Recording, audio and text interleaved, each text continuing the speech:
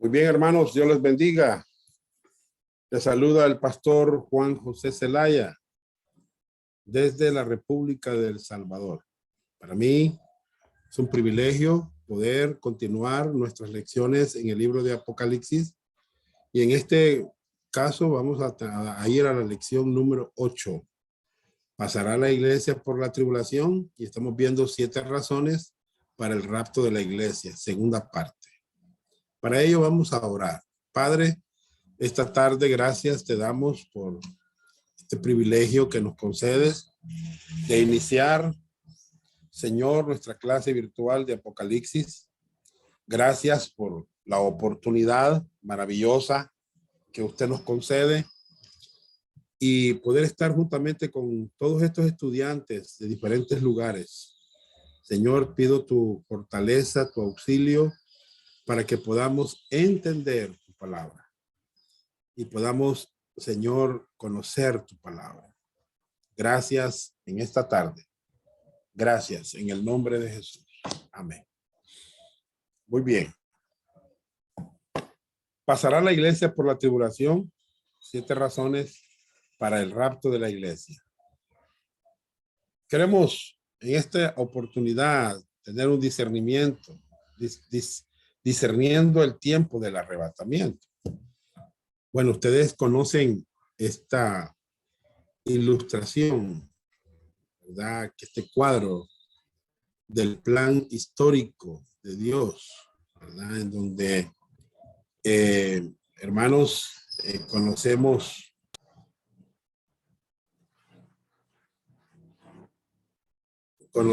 este plan histórico, estamos queriendo familiarizar. Y aquí vemos los capítulos de Apocalipsis relacionados a la historia, ¿verdad?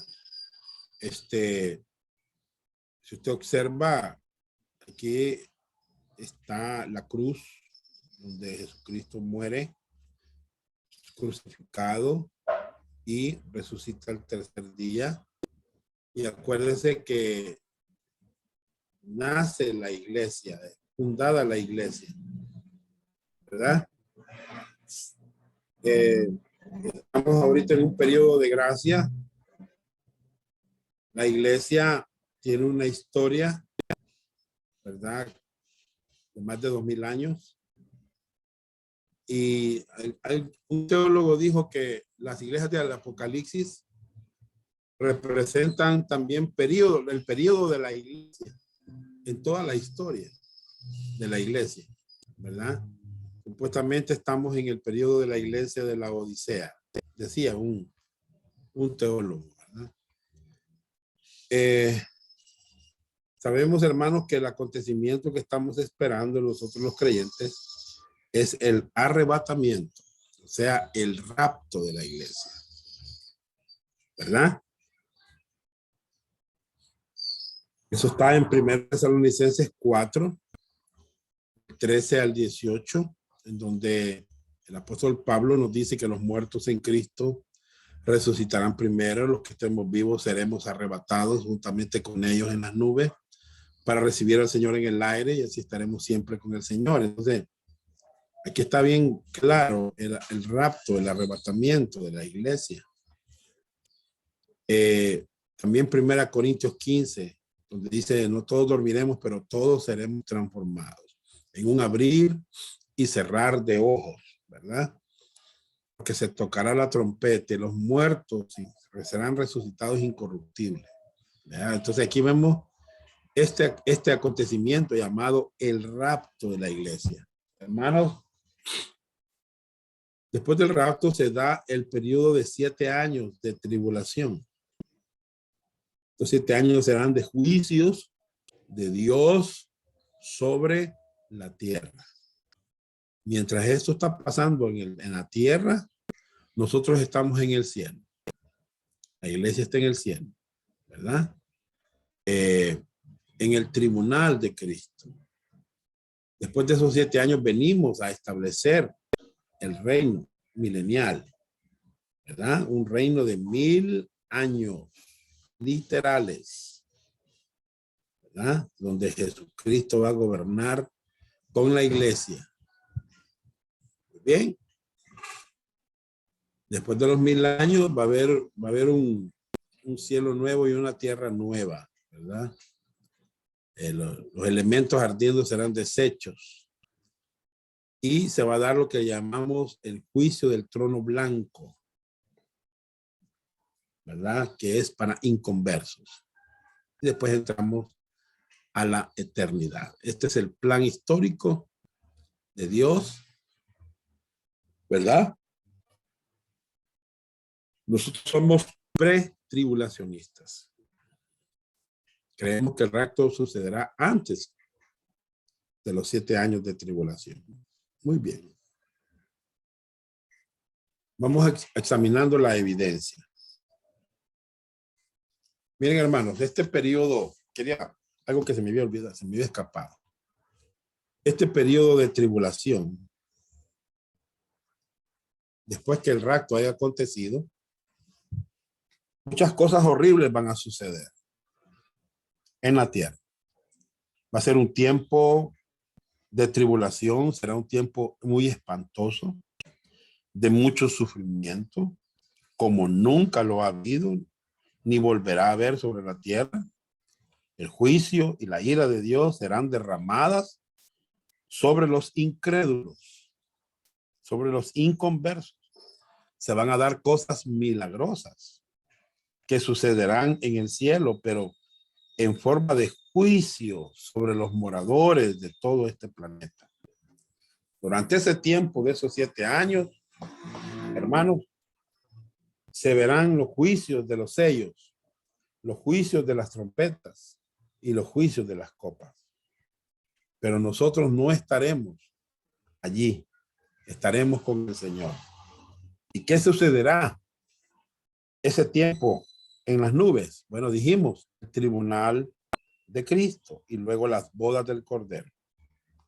Esas dos cosas tienen que suceder antes del reino, porque el rey va a volver a la tierra con su esposa a su lado. Esa es la segunda venida de Cristo. Aquí estamos. Muy bien, entonces la tribulación iniciará, hermanos. El anticristo va a surgir en ese periodo, fíjense bien, con todo poder. Todo esto no va a suceder de la noche a la mañana, son 7 años. El anticristo a la mitad de la semana 70 va a firmar un pacto, confirmará un pacto de paz con Israel. A la mitad de los 7 años va a romper ese pacto y perseguirá a los judíos. Va a exterminar a muchos de ellos. Muy bien. Hermanos, la iglesia no pasará la tribulación. ¿Por qué? Bueno, número 1, porque los creyentes en Cristo tienen la promesa de ser salvos de la venidera ira del periodo de la tribulación. Hermanos, eso está en Primera Tesalonicenses capítulo 5, verso 1 al 11. Dice, pero acerca de los tiempos y de las ocasiones, no tenéis necesidad, hermanos, de que yo os escriba, porque vosotros sabéis perfectamente que el día del Señor vendrá así como ladrón en la noche, que cuando digan paz y seguridad, entonces vendrá sobre ellos, no sobre la iglesia, destrucción repentina como los dolores a la mujer encinta y no escaparán. Mas vosotros, hermanos, no estáis en tinieblas para que aquel día os sorprenda como ladrón, porque todos somos hijos de luz e hijos del día. No somos de la noche ni de las tinieblas. Por tanto, no durmamos como los demás, sino velemos y seamos sobrios, pues los que duermen de noche duermen, y los que se embriagan de noche se embriagan. Pero nosotros que somos del día, seamos sobrios, habiéndonos vestido con la coraza de fe y de amor y con la esperanza de salvación como yelmo. Porque no nos ha puesto Dios para ira, sino para alcanzar salvación por medio de nuestro Señor Jesucristo, quien murió por nosotros, para que ya sea que velemos o que durmamos, vivamos juntamente con él, por lo cual animados unos a otros y edificados unos a otros, así como lo hacéis. Muy bien. El día del Señor comienza, hermanos, con batallas. ¿Por qué? Porque hay un enemigo que tiene control de la tierra. ¿Me entiendes? Y Cristo quiere poner su reino en la tierra. ¿Qué va a tener que hacer Cristo? Pelear, hermanos. ¿Cuánto tiempo va a durar esa guerra? 7 años. ¿Escucharon? ¿Cómo lo va a hacer? Comenzará con los juicios de los sellos. O sea, el Señor estará bombardeando la tierra con los juicios de los sellos. Luego los juicios de las trompetas. Luego los juicios de las copas. Y terminará con la guerra de Armagedón. Será una guerra de 2 reinos. Una guerra de 2 reinos. El reino de la luz de Jesucristo contra el reino de la oscuridad de Satanás. Será una guerra de 7 años, hermano. ¿Me entiendes? Una guerra de 7 años en los que Jesucristo desde el cielo va a estar bombardeando la tierra. Al fin vendrá desde el cielo con sus ejércitos y terminará la guerra para conquistar al mundo y establecer el reino milenial. Hermanos, los de Tesalónica habían oído que el rapto ya se había efectuado y que los cristianos que ya habían muerto no iban a tomar parte del rapto. Ellos estaban preocupados. Hermanos, Pablo les dice, hermanos, no somos de la noche, sino de las del día. Si fuéramos de la noche, ese día nos tomaría por sorpresa. ¿Por qué dijo eso el Señor, hermano? Porque ese día vendrá así como ladrón en la noche, de golpe, de sorpresa, cuando todo el mundo esté dormido sin esperarlo. Hermano, no está diciendo que va a venir sobre ellos, pero ellos habían sido turbados por gente que enseñaban estas cosas. Hoy en día también, hermanos, hay gente, oiga bien, hay gente que aflige a los creyentes enseñándoles un rapto parcial, que vamos a pasar por la tribulación. Rechazan la enseñanza del rapto. Rechazan la enseñanza bíblica de que el mundo va a terminar como lo enseña Apocalipsis. Y por eso, hermanos, se dedican a evangelios sociales. ¿Qué piensan ellos? Que si Cristo no va a venir a este mundo y si no va a haber tribulación, lo mejor que puedo hacer es tratar de mejorar el mundo. Y comienzan a pensar que debemos limpiar los ríos, los lagos, mejorar la ecología. Hermanos, no estamos a favor de la contaminación, pero no es nuestra tarea. Jesucristo lo va a hacer cuando Él establezca su reino en la tierra. Hermanos, no debemos arruinar nuestro mundo, pero en lugar de gastar nuestro dinero en limpiar el río, invirtamos nuestro dinero en pescar los peces, en pescar almas. Hermanos, el río siempre va a estar sucio porque está bajo el poder de Satanás. El verso 9 dice, porque no nos ha puesto Dios para ira, sino para alcanzar salvación por medio del Señor, nuestro Señor Jesucristo. ¿Hay ira de Dios en la primera parte de la tribulación? Hermano, sí. Sí. Capítulo 6, del 1 al 8, los 4 jinetes del Apocalipsis. ¿Qué vemos acá? Bueno, 3/4 partes de la población va a morir. ¿Eso no es ira, hermano? Claro que sí es ira. La ira de Dios comienza cuando empiezan a abrir los sellos de los juicios. Y luego siguen las trompetas del juicio. Hermanos, algunos piensan, oiga bien, que la ira de Dios se va a empezar a derramar hasta el juicio de las copas, pero no es así, hermano. La ira de Dios iniciará cuando comiencen los 7 años de tribulación. Veamos, por favor, Mateo 24.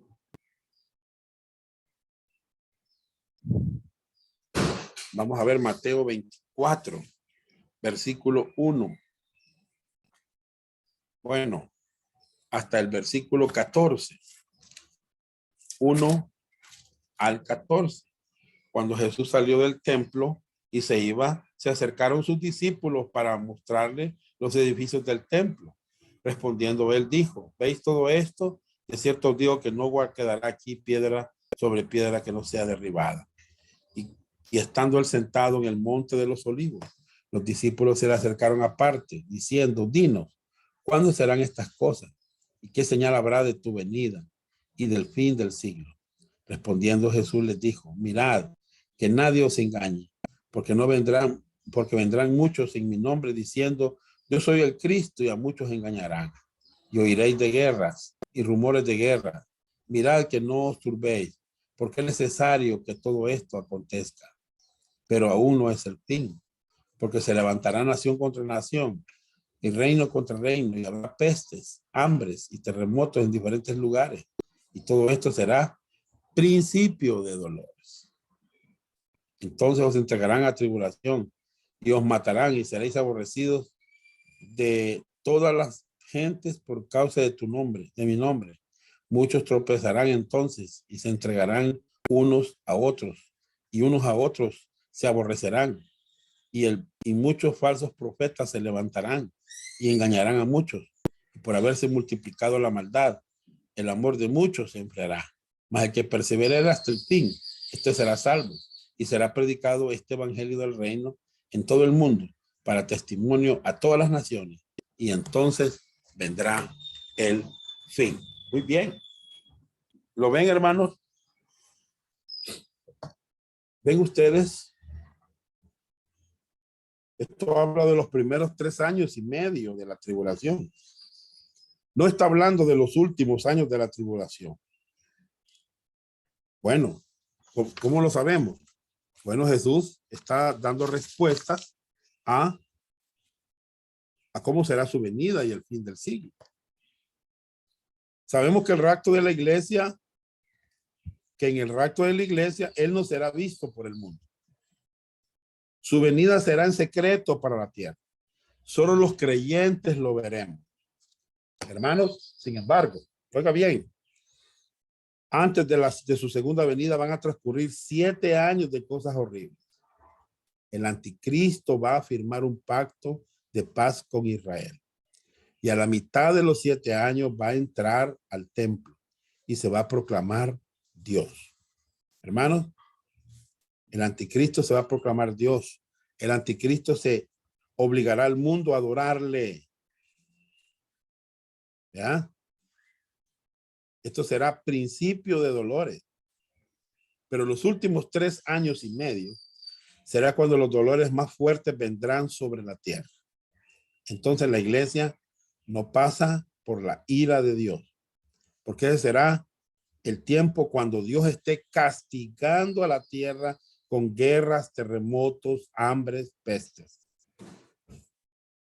¿A qué tipo de paz se refiere la Biblia cuando dice que habrá paz durante la primera parte de la tribulación? Cuando les digan paz y seguridad, a la paz que el anticristo firmará con la nación de Israel. Pero va a haber guerras porque el anticristo irá tomando el poder en el mundo.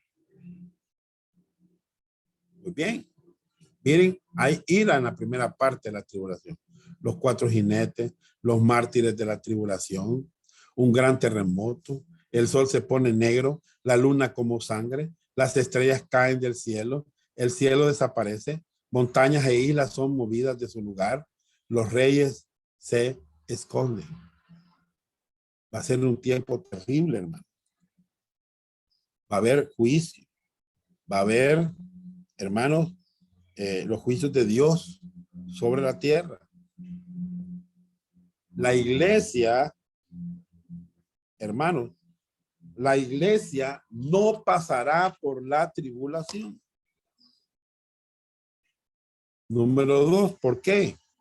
Porque para que el que detiene, el cual es el Espíritu Santo, sea quitado de en medio, se requiere que la iglesia tenga que ser quitada de en medio también. Perdón. La iglesia tiene que ser quitada de en medio también. ¿Cómo lo sabemos? Bueno, hermano, veámoslo. Segunda Tesalonicenses, capítulo 2, verso 1 al 10. ¿Qué dice? Pero con respecto a la venida de nuestro Señor Jesucristo y nuestra reunión con Él, os rogamos, hermanos, que no os dejéis mover fácilmente de vuestro modo de pensar, ni os conturbéis ni por espíritu, ni por palabra, ni por carta, como si fuera nuestra, en el sentido de que el día del Señor está cerca. Nadie os engañe en ninguna manera, porque no vendrá sin que antes venga la apostasía y se manifieste el hombre de pecado, el hijo de perdición, el cual se opone y se levanta contra todo lo que se llama Dios o es objeto de culto, tanto que se siente en el templo de Dios como Dios, haciéndose pasar por Dios. ¿No os acordáis que cuando yo estaba todavía con vosotros os decía esto? Y ahora vosotros sabéis lo que lo detiene, a fin de que a su debido tiempo se manifieste, porque ya está en acción el misterio de la iniquidad, solo que hay quien al presente lo detiene, hasta que él a su vez sea quitado de en medio. Y entonces se manifestará aquel inicuo, a quien el Señor matará con el espíritu de su boca, y destruirá con el resplandor de su venida. Inicuo cuyo advenimiento es por obra de Satanás, con gran poder y señales y prodigios mentirosos, y con todo engaño de iniquidad para los que se pierden, por cuanto no recibieron el amor de la verdad para ser salvos. Si estos creyentes estaban esperando pasar por la tribulación, pero no lo estaban, ¿por qué estaban tan atemorizados con esta doctrina falsa? Porque habían sido engañados por falsos maestros. Hermano. Y comenzaron a tener temor. Comenzaron a tener temor ellos. ¿Entienden? Sí, comenzaron a tener temor. Como muchos falsos maestros infunden miedo a los creyentes hoy en día. Les dicen que si ellos no viven en santidad, no van a ser raptados. Si usted no viene a los cultos, no se va a ir en el rapto. Ni piense, dice. Si usted es un creyente carnal, ni piense que va a ir al cielo. Si usted no da sus diezmos, ni piense que va a ir al cielo. Si usted no ayuna, ni piense. Usted no se va a ir en el rapto. Eso es lo que tratan de decir los legalistas, ¿verdad? Los falsos maestros. Los creyentes no tenemos que temer a la tribulación. No tenemos que tener temor al anticristo, porque tenemos la promesa de ser arrebatados antes que las cosas pasen, hermano. Antes que las cosas pasen. ¿Verdad? La iglesia no pasará por la tribulación. 3. Porque los creyentes tienen la promesa de ser guardados de la hora de la prueba. Bueno, vamos a ver este pasaje. Por cuanto ha guardado la palabra de mi paciencia. Observen lo que dice. Yo también te guardaré de la hora de la prueba que ha de venir sobre el mundo entero, para probar a los que moran sobre la tierra. Y aquí yo vengo pronto, retén lo que tienes para que ninguno tome tu corona. Bien. Ahí dice para que ninguno tome tu alma, así dice. No, es tu corona. Tu corona. Aquí no está en juego la salvación, sino su galardón. ¿Entiendes? Y esta es una promesa a una iglesia en particular, pero escrita para nosotros. ¿Cómo debe entenderse la frase de la hora de la prueba? De en el griego es ex o fuera de.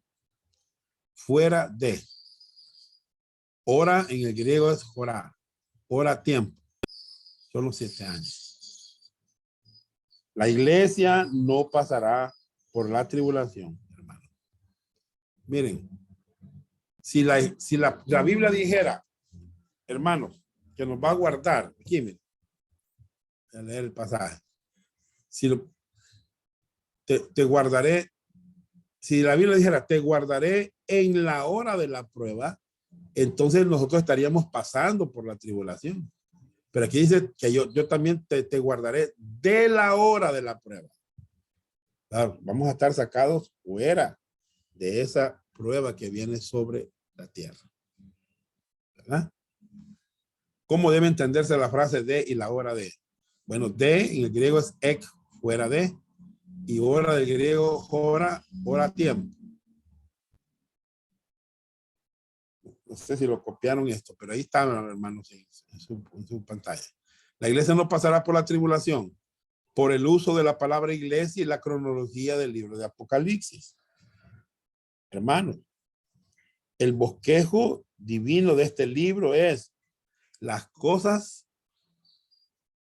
que ha visto, las cosas que son y las que han de suceder después de estas. Acuérdense que el capítulo 1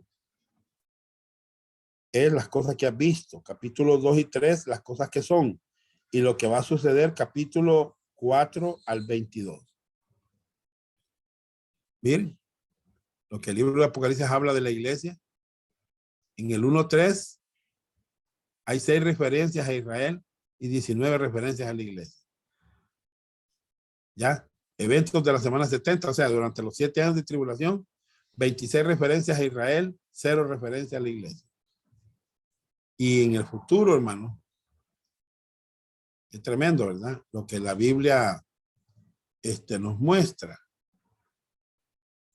Observen, una referencia a Israel y 6 referencias a la iglesia. Muy bien. La iglesia no pasará por la tribulación porque la iglesia no tiene parte ni propósito en la semana 70. ¿Escucharon? No tiene parte ni propósito en la semana 70 de Daniel. Si nosotros leemos, hermanos, aquí no tiene nada que ver con la iglesia. En Daniel 9 dice así, verso 24, 70 semanas están determinadas sobre tu pueblo y sobre tu santa ciudad. Bien, ¿a qué pueblo se refiere? Es al pueblo de Israel. ¿Y la santa ciudad cuál es? Es Jerusalén. Para terminar la prevaricación y poner fin al pecado y expiar la iniquidad para traer la justicia perdurable, sellar la visión y la profecía y ungir al santo de los santos. Sabe pues y entiende que desde la salida de la orden para restaurar y edificar ahí Jerusalén hasta el Mesías príncipe habrá 7 semanas y 62 semanas se volverá a edificar la plaza y el muro en tiempos angustiosos. Y después de las 62 semanas se quitará la vida al Mesías, mas no por sí. El pueblo de un príncipe que ha de venir destruirá la ciudad y el santuario y su fin será con inundación. Hasta el fin de la guerra durarán las devastaciones. Y por otra semana confirmará el pacto con muchos. A la mitad de la semana hará cesar el sacrificio y la ofrenda.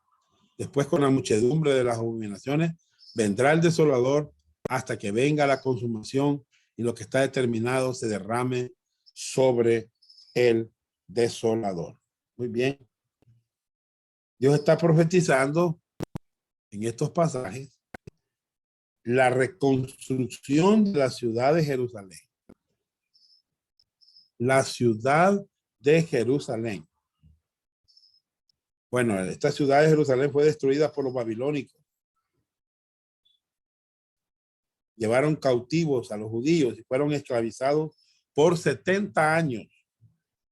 Pero en esta visión, Daniel, hermanos, habla de 70 semanas de castigo y angustia sobre Israel antes que venga el fin.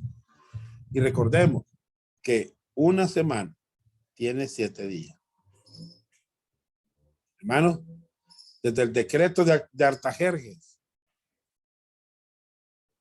aquí, desde el decreto de Artajerjes, miren lo que dice, o sea, Eso sucedió el 5 de marzo del 444 antes de Cristo. Para reconstruir a los muros de Jerusalén hasta el Mesías fue rechazado por su pueblo. Aquí, hermanos, vemos el rechazo del Mesías. Fue crucificado, ¿verdad? Muy bien. A la mitad de la semana, ahorita estamos en este periodo de la edad de la iglesia. ¿Verdad? Aquí estamos, hermanos, y ahorita en un tiempo de gracia. Todos pueden venir a Cristo, todos pueden recibir el perdón de sus pecados, todos pueden recibir, hermanos, ser librados de la ira venidera, ¿verdad? Entonces, aquí están las semanas 70. Son siete años de tribulación. La semana 70. A la mitad de la semana, el anticristo, hermano, el desolador, va a entrar al templo a presentarse como Dios. Los judíos ya tienen todo lo necesario para construir un templo en Jerusalén. Y probablemente, hermanos, solo les tomaría unos meses construir. Se dice que incluso tienen la ropa para el sumo sacerdote. Ellos pueden inmediatamente restablecer los sacrificios en un nuevo templo. Pero Dios no estará respaldando eso, hermano. Ese sistema religioso, porque el Cordero Perfecto ya fue sacrificado. Pero a la mitad de la semana el anticristo entrará a ese templo y lo va a desolar cuando él rompa el pacto de paz con la nación judía, al negarse estos, hermanos, al negarse, óiganme bien, estos a reconocerlo como Dios. Este templo, oiga bien, quedará desolado porque los judíos no entrarán al templo. Huirán para salvar su vida. Hermanos, muchos piensan que Dios va a restablecer el sacerdocio y los sacrificios en el tiempo de la tribulación. Pero eso no es verdad, hermano. Dios no está de acuerdo con eso porque Él ya envió al Cordero Perfecto para ofrecer, óigame bien, el sacrificio perfecto por los pecados de todo el mundo. La nación judía volverá a restablecer ese sistema, pero sin la aprobación de Dios. Hermanos, ¿qué debe distinguir cada creyente con respecto a esto? Que la primera venida de Cristo fue para anunciar el año agradable del Señor. ¿Ya? Lo leímos, va en Lucas. Pero la segunda venida será para proclamar el día de la venganza de Dios. Quiero recordarles, hermanos, eso. ¿Verdad? Muy bien. En su primera venida, Cristo vino a dar libertad a los cautivos del pecado. Vino a dar buenas nuevas. ¿Me entiende? Para salvarnos. Él vino humilde a anunciar el evangelio de la salvación. ¿Me entiende? No vino en su primera venida al día de la venganza del Señor. Porque no se leyó la otra parte, no se puede. En Isaías está la parte donde va a venir a libertar a los cautivos, pero también la parte donde, hermanos, es el día de la venganza. Muy bien. En la primera venida no vino a vengarse de nadie, hermanos. Muy bien. Oiga bien, por favor. Escuche bien, por favor. Cuando leemos Lucas, quiero que, por favor, leamos Lucas, capítulo número 4. Quiero que vean algo interesante. Lucas 4, versículo número 16. Anoten al margen, si quieren. Vino a Nazaret, donde se había criado en el día de reposo. Entró en la sinagoga conforme a su costumbre y se levantó a leer y se le dio el libro del profeta Isaías. Y habiendo abierto el libro, halló el lugar donde estaba escrito. Miren lo que estaba escrito. El Espíritu del Señor está sobre mí, por cuanto me ha ungido para dar buenas nuevas a los pobres. Me ha enviado a sanar a los quebrantados de corazón, a pregonar libertad a los cautivos y vista a los ciegos, a poner en libertad a los oprimidos, a predicar el año agradable del Señor. Y enrollando el libro, lo dio al ministro y se sentó. Y los ojos de todos en la sinagoga estaban fijos en él. Y comenzó a decirles: hoy se ha cumplido esta escritura delante de vosotros. Qué tremendo, hermano. Él vino en su primera venida para anunciar el año agradable del Señor, para dar libertad a los cautivos, para dar vista a los ciegos. Estoy hablando, hermanos, en el sentido espiritual. Es cierto que Dios puede sanar una enfermedad física, pero sabemos que, hermanos, nosotros de cualquier enfermedad nos vamos a morir. Pero él está hablando de libertad, de problemas espirituales de la gente. Claro, él sanaba enfermos, ¿verdad? Físicamente. Pero el problema más serio de los seres humanos es el problema espiritual. Están esclavizados, hermanos. Están oprimidos. Están cautivos. ¿Me entiende? Hermano, a eso vino en su primera venida. Pero en la segunda venida será para proclamar el día de la venganza de Dios. Y el Señor no leyó la otra parte de Isaías. No la leyó. ¿Me entiende? Porque no se iba a dar en ese momento. ¿Verdad? Muy bien. Eso quería aclararlo. Miren, aquí está. Ahí leyó el profeta Isaías. Ese fue el libro que él leyó. ¿Y qué halló en ese libro? Escrito. Bueno, el Espíritu del Señor está sobre mí. Me ha ungido para dar buenas nuevas a los pobres. Me ha enviado a sanar a los quebrantados de corazón, problemas espirituales. Libertad a los cautivos, esclavos del pecado. Vista a los ciegos, no pueden ver. No pueden ver, mucha gente no puede ver, es ciega espiritualmente. A poner en libertad a los oprimidos. A predicar el año agradable del Señor. Y enrollando el libro lo dio al ministro y se sentó y los ojos de todos en la sinagoga estaban fijos en él. Miren, hermano, observe lo que él no leyó. Observe, miren lo que dice el verso 2 de Isaías 61. A proclamar el año de la buena voluntad de Jehová y el día de venganza del Dios nuestro. Miren, el día de la venganza. Ese es el día que él, hermanos, es el día de la gran tribulación. ¿Me entienden? Es el día de la gran tribulación. Muy bien. Él no vino en la primera venida a hacer el día de la venganza del Señor. Porque no leyó esta parte en Lucas. ¿Verdad? Porque no era lo que él iba a hacer en su primera venida. Pero es lo que va a hacer en su segunda venida. ¿Me explico? Bien. Aclararlo.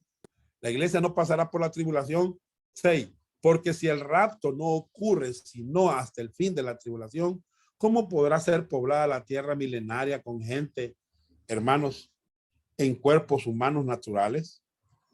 Bueno, ahí tenemos el pasaje. Tenemos un pasaje en Apocalipsis 20, 7 al 10. Pero quiero que veamos otro pasaje que no está aquí, hermano. Que es, anoten por favor al margen, Isaías 65, 20. Isaías 65, 20. Lo voy a leer. 65, 20. ¿Qué dice? No habrá más allí niño que muera de pocos días, ni viejo que sus días no cumpla, porque el niño morirá de 100 años y el pecador de 100 años será maldito. Muy bien. Hermanos, si el rapto no ocurre sino hasta el final de la tribulación, ¿cómo podrá ser poblada la tierra milenaria con gente en cuerpos humanos naturales? Van a haber personas que van a poblar el milenio con cuerpos corruptibles como los que tenemos nosotros. ¿Me entienden? Sí, así va a ser, ¿verdad? Pero veamos lo que dice Apocalipsis. Cuando los 1000 años se cumplan, Satanás será suelto de su prisión y saldrá a engañar a las naciones que están en los 4 ángulos de la tierra, a Gog y a Magog. Gog es un rey y Magog es una ciudad. a fin de reunirlos para la batalla, el número de los cuales es como la arena del mar. Y subieron sobre la anchura de la tierra y rodearon el campamento de los santos y la ciudad amada. Y Dios descendió fuego del cielo y los consumió. Observen el número de personas que se van a revelar en el milenio. Son como la arena del mar. Observen, hermano. En el rapto de la iglesia, nuestros cuerpos serán transformados y no podrán reproducirse las personas.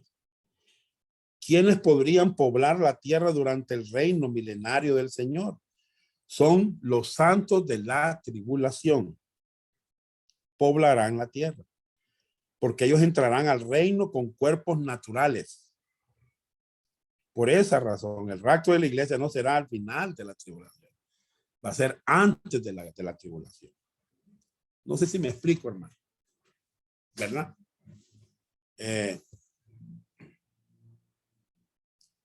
¿Cuál es el punto entonces? Veamos el punto. ¿Cuál es el punto de vista? Responde mejor a este asunto. Es el pretribulacionismo. Nosotros los creyentes somos pretribulacionistas. El rapto será antes de la tribulación. Nosotros no somos post-tribulacionistas, med-tribulacionistas. No, hermano, somos pretribulacionistas. Pre es antes. El rapto será antes de la tribulación. Aquí, veámoslo en esta diapositiva. Observen, estamos en el periodo de la iglesia ahorita. Estamos a punto de, hermanos, tener un acontecimiento, pero tremendo, que es el arrebatamiento, o sea, el rapto de la iglesia. Aquí van a resucitar los muertos en Cristo, santos del Nuevo Testamento. Van a resucitar. Acuérdense, los santos del Antiguo Testamento no van a resucitar en el rapto. No. Ellos van a resucitar al final de los 7 años. Ya lo y eso está en Daniel 12. Daniel 12, ¿verdad? Muy bien. Los santos del Nuevo Testamento van a resucitar en ese día del rapto, del arrebatamiento. Y vamos a ir al tribunal de Cristo. ¿Me entienden? A la cena del Cordero. A la boda, ¿verdad? A preparar a su esposa para venir con el Señor a establecer el reino milenial en la tierra. Miren, que es su segunda venida. Aquí tenemos el periodo de 1000 años donde Satanás va a ser puesto en una prisión, ¿verdad? Apocalipsis 20 va a ser puesto en una prisión, atado, pero al final de los 1000 años va a ser suelto, ¿verdad? Y una de las cosas peculiares que veo en este reino milenial, hermano, es que, hermano, dice que como la arena del mar se rebelaron contra Dios. ¿Por qué razón se rebelaron contra Dios estas personas? Siendo Cristo el que gobierna en el reino milenial. Siendo la iglesia con Cristo gobernando en esta época, hermano. ¿Por qué se rebelan? Lo tienen todo, hay trabajo, hay comida, hay prosperidad, hay salud, la gente va a vivir por muchos años. ¿Por qué se rebelan? Es la pregunta. Porque el problema del hombre no es el dinero, el problema del hombre no es el trabajo, el problema del hombre no es, hermano, digamos, nosotros ponemos cualquier achaque, ¿verdad? Pero no, el problema del hombre no es eso. El problema del hombre está dentro del corazón del hombre. La tendencia al pecado, ese es el problema, ¿verdad? Entonces, por eso aquí Dios demuestra porque hay gente que se revela al final de los 1000 años. Y se entra al juicio del trono blanco. Este juicio solo es para los inconversos de todas las épocas, ¿ya? Aquí vemos a los inconversos de cada época, ¿sí? Siendo juzgados en el juicio del trono blanco. Apocalipsis 20, 11 al 15. Tremendo. Y el que no se haya inscrito en el libro de la vida fue lanzado al lago de fuego, al Gehenna. Hermanos, aquí todas las personas que han vivido desde Adán, desde el tiempo de Adán, no quiero decir que Adán va a estar aquí, hermanos, porque Adán creo que fue salvo. Estamos hablando, hermanos, del tiempo, las personas que son inconversas, que no creyeron, van a estar en este juicio del trono blanco, de pie ante Dios. los muertos de pie, pequeños y grandes, ¿verdad? De pie. Y los libros van a ser abiertos. Y otro libro va a ser abierto. ¿Cuál es el libro de la vida? O sea, bueno, algunos teólogos dicen que son 4 libros. Algunos teólogos. Voy a mencionarlo. Voy a mencionarlo rápidamente, no me voy a detener mucho. El primer libro está en Malaquías. Por favor, búsquenlo. Ahí donde está usted. Malaquías 3. Vamos a ver, primer libro. Malaquías 3:16. Entonces los que temían a Jehová hablaron cada uno a su compañero. Y Jehová escuchó y oyó. Y fue escrito libro de memoria. Subrayenlo ahí si quieren. Libro de memoria delante de él para los que temen a Jehová y para los que piensan en su nombre. Este es un libro que está en la Biblia, se llama el libro de memoria. Aquí están los que temen a Jehová, los que piensan en él. Muy bien. Este es un libro, según dicen algunos teólogos. Otro libro está en Zacarías 5. Zacarías 5. ¿Cuál es ese libro? Veámoslo, verso 1.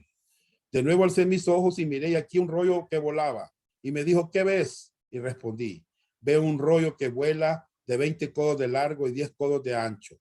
Entonces me dijo, esta es la maldición que sale sobre la faz de la tierra, de toda la tierra. Porque todo aquel que hurta, como está de un lado del rollo, será destruido. Y todo aquel que jura falsamente, como está del otro lado del rollo, será destruido. ¿Entiendes? Este se llama el libro de la maldición. Hermano, miren, esta es, dice el verso 3, la maldición que sale sobre la faz de toda la tierra. Aquí está a quien le robó, qué le robó, ¿me entiendes? O sea, aquí en este libro está escrito todo eso. Bien, dicen los teólogos, ¿no? Según ya vamos con 2 libros. Vamos al tercero. Está en Isaías, perdón, en el libro de los Salmos. En el libro de los Salmos. Salmo 60 y...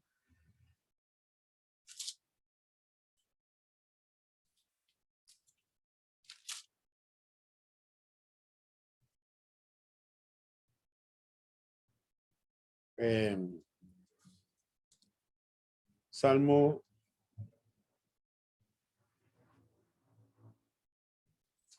creo que es el Salmo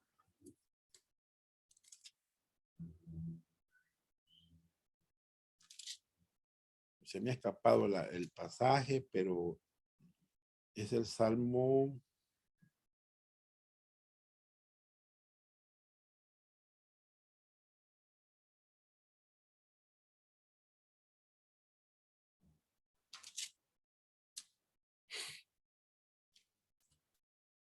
no me acuerdo del pasaje, pero sí me acuerdo, hermanos, de lo que está escrito en el pasaje.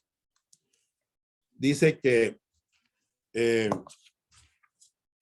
dice así el pasaje, pon mis lágrimas en tu redoma. Así es el pasaje. ¿No están ellas en tu libro? Ese libro se llama el libro de las lágrimas. No me acuerdo el pasaje bien, pero sí me acuerdo del contenido, ¿verdad? 58. Salmo 56:8. 56:8. Muy bien, gracias, hermano Salvador. 56:8. Mis oídos tú has contado, pon mis lágrimas en tu redoma. ¿No están ellas en tu libro? La redoma es un utensilio de vidrio ancho por bajo y la boquita es angostita. Eso lo ocupan los médicos en sus laboratorios. Entonces Dios tiene una redoma donde ahí caen las lágrimas de todos aquellos creyentes que sufrieron. ¿Ya? Pon mis lágrimas en tu redoma. ¿No están ellas en tu libro? Este es el libro de las lágrimas.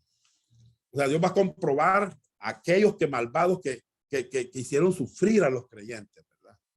Bueno, todos estos libros, Apocalipsis 20, cuando sea el juicio del trono blanco, vemos ahí, hermanos, que los libros van a ser abiertos y los teólogos dicen que son 4. Y falta uno, ¿verdad? Dijimos el libro de memoria, el libro de la maldición, el libro de las lágrimas y el libro de la vida. Ya lo conocemos, ¿verdad? Es el que más conocemos en Apocalipsis 20, verso 15, ¿verdad? Y el que no se halló inscrito en el libro de la vida fue lanzado al lago de fuego. Muy bien. Entonces, hermanos,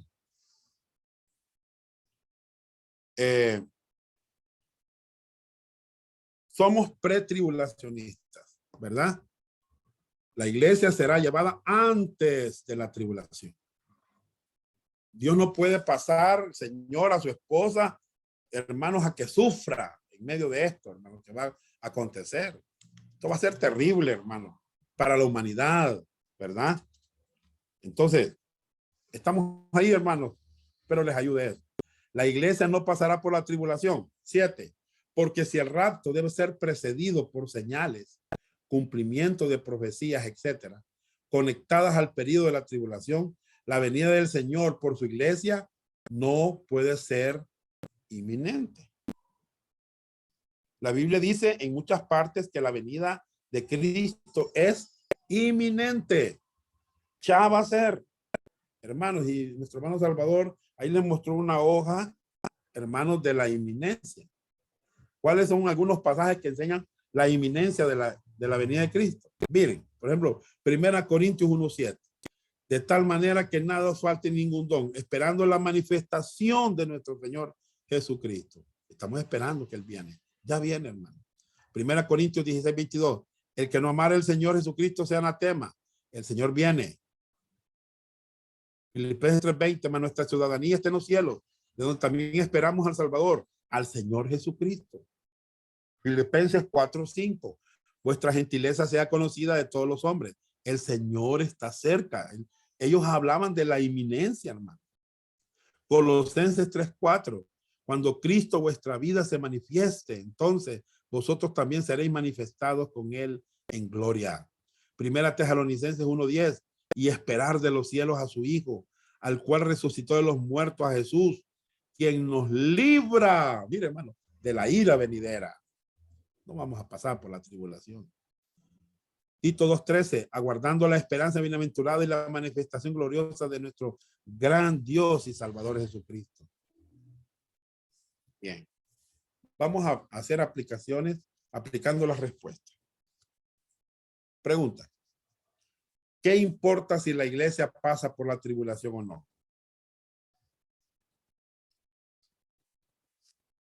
Hermanos, ¿qué dicen ustedes? ¿Importa si la iglesia va a pasar por la tribulación o no va a pasar? Sí importa. Sí importa, hermano. ¿Me entiende? Pregunta: ¿qué significado tiene todo esto para usted personalmente y prácticamente? Hermano, miren, hermano, si el rapto pretribulacional es importante para Dios Padre, para Dios Hijo y para Dios Espíritu Santo, tiene que ser importante para usted. Yo no sé si usted está esperando el rapto de la iglesia. Yo estoy esperando eso. Yo estoy esperando la venida del Señor. Yo estoy esperando que Él me lleve. Yo estoy esperando, hermanos, cada día, cada noche que pasa. Yo le digo, Señor, que te estoy esperando. Ven pronto, llévanos de acá. Sácanos de este lugar. ¿Usted está a la espera de la esperanza bienaventurada? Hermanos, ¿cree usted que la venida de Cristo es inminente? Y saben una cosa, todo eso debe impactar nuestras vidas. Miren, eso debe impactar nuestras vidas, aguardando la esperanza bienaventurada y la manifestación gloriosa de nuestro gran Dios y Salvador Jesucristo. Dios les bendiga, hermanos.